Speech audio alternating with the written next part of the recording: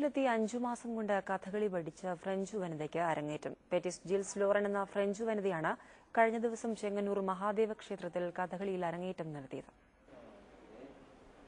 24-കാരിയായ Lauren തന്റെ ഗവേഷണ പഠനത്തിന്റെ ഭാഗമായാണ് കേരളത്തിലെത്തിയത്. പാരീസ് 8 സർവകലാശാലയുടെ സ്കോളർഷിപ്പോടെ കേരളത്തിൽ കലാപഠനത്തിനെത്തിയ ഇവർ തിരഞ്ഞെടുത്തത് കഥകളിയായിരുന്നു. ചെങ്ങന്നൂർ പുത്തൻകാവിൽ കഥകളി നടൻ ഫാക്ട് മോഹന്റെ നേതൃത്വത്തിൽ പ്രവർത്തിക്കുന്ന സംസ്കൃതിയിലായിരുന്നു പരിശീലനം. കഥകളി പഠിക്കുന്നതിനൊപ്പം കഴിഞ്ഞ വിജയദശമി നാളിൽ മലയാളത്തിലും ലോറൻ ഹരിശ്രീ കുറിച്ചു. സംസ്കൃതിയിലെ ഗുരുക്കന്മാർക്ക് കീഴിൽ കഥകളിയും മലയാളവും വേഗത്തിൽ പഠിച്ചു.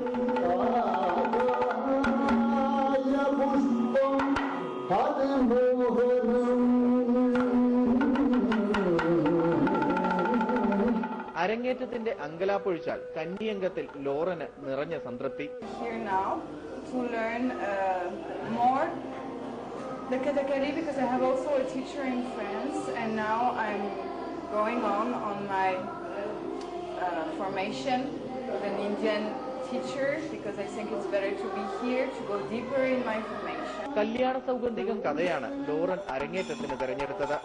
കഥയിൽ ലോറൻ ഭീമനായി വേഷമിട്ടു. കലാമണ്ഡലം അരുൺ പാഞ്ചാലിയായും ഫാക്ട് മോഹൻ ഹനുമാനായും അരങ്ങത്തെത്തി.